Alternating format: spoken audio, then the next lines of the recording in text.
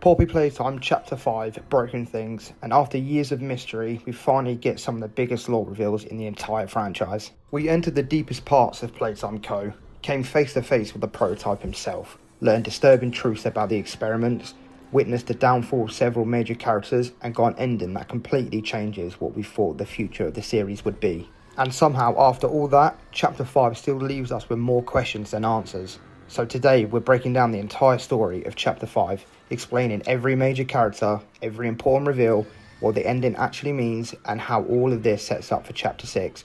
Obviously, massive spoilers ahead, so click off now if you want to play the game yourself. Let's begin. Chapter 5 begins immediately after Chapter 4. Safe Haven has fallen.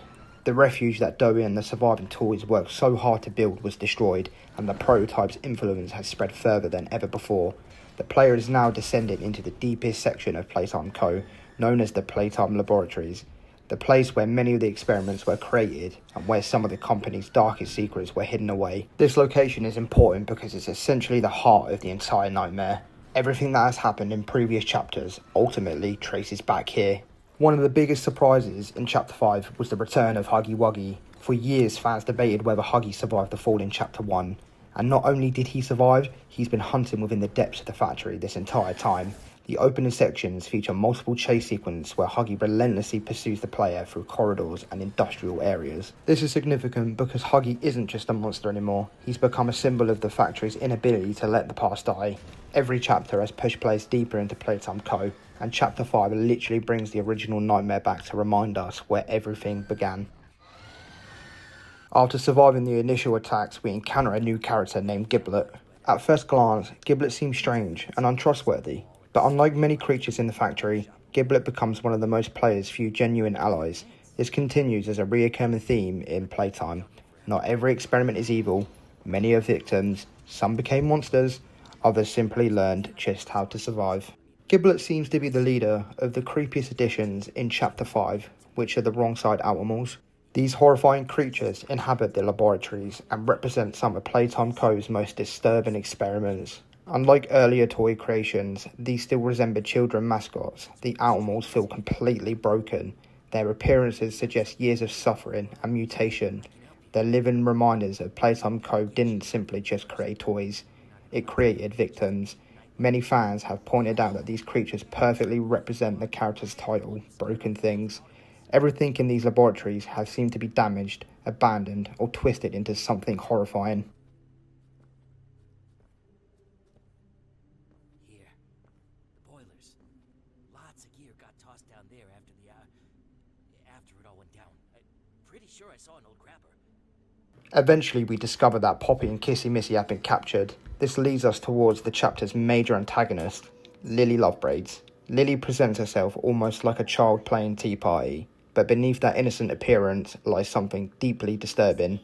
Like many experiments, she becomes childlike behaviour with terrifying violence. Her obsession with friendship and control mirrors themes we've seen throughout the franchise.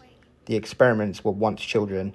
Fragments of those personalities remain, but years of trauma and twisted have become recognition. For years, the biggest mystery in Poppy Playtime has been the prototype, Experiment 1006, the mastermind behind almost every major event in the series. Chapter 5 finally brings us face to face with him. This is arguably the most important moment of the entire game. The prototype has always existed in the shadows. We heard his voice, we saw his influence, we witnessed the destruction he caused, but now we finally understand that he isn't just a monster. He's a leader, he's a manipulator, a revenge figure among the experiments, and perhaps most importantly, someone who genuinely believes he's right. One of the most shocking revelations occurs during the confrontation between Poppy and the prototype. The prototype reveals that he sent the orphans to what he calls a better place. This devastates Poppy. She immediately condemns him and calls him a monster. Why is this so important? Because it completely changes the morale landscape of the series. The prototype doesn't see himself as just evil. He believes he's saving people. In his mind, he's ending the suffering. This creates a terrifying possibility. The prototype may genuinely believe that death is mercy, and that everything he's done has been for a greater purpose. That makes him far more dangerous than simply just a villain. The chapter leaves several characters in uncertain situations. Kissy Missy and Huggy Wuggy's fate remains initially unclear. The game provides us enough that Mob Entertainment can easily bring them both back in Chapter 6 if they choose so. This wouldn't really be surprising, as the franchise has repeatedly used fake-outs and presumed deaths before.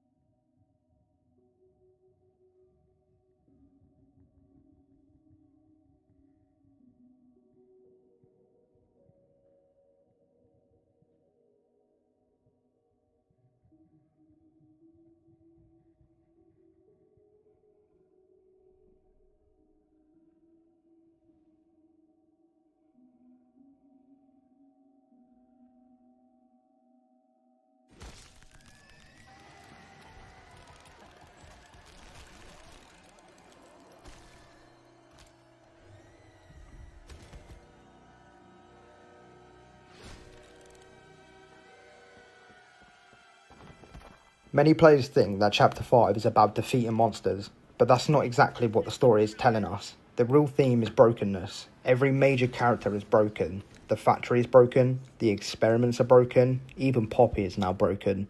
The title Broken Things isn't referring to the laboratory, it's referring to everyone inside it. The entire chapter asks a single question: can something broken be fixed? Or is it destruction the only thing that's left? The ending delivers another massive twist. Just when it seems like the story is approaching a conclusion, a hidden system known as the Master Backup is activated. This leads us to the return of Harley Sawyer. For long-time fans, this is enormous. Harley Sawyer was one of the most important figures connected to Playtime Co.'s experiments. The implication is that his consciousness has been preserved as a backup within the factory systems. In other words, Harley may be physically gone, but his mind survived. This changes everything, because now there are potentially three major powers competing for control: us, the player, the prototype, and Harley Sawyer, and none of them fully trust each other. Many players expected Chapter 5 to be the final chapter. After all, we finally reached the laboratories, we finally met the prototype, we finally got the answers to the major mysteries, yet the game ends on another cliffhanger. The reason is simple: the story became too large. There are still major unanswered questions. Who exactly is us, the player? Can the prototype actually be stopped? What is Harley Sawyer's true goal? Can Poppy be saved? And ultimately, what happens to Playtime Co.? Chapter 5 isn't the ending, it's the setup for the ending. Here's my Chapter 6 prediction. Chapter 6 will focus on a three-way conflict. The prototype will remain the primary threat.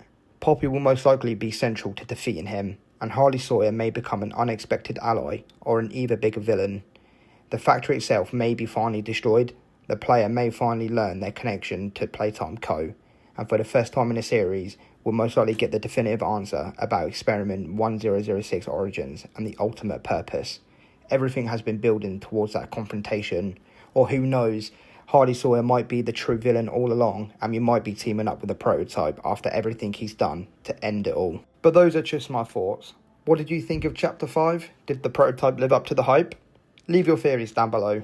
If you enjoyed the deep dive breakdown, don't forget to leave a like on the video, subscribe, and turn on notifications for more Poppy Playtime lore videos. Thanks for watching, guys, and I'll see you in the next one.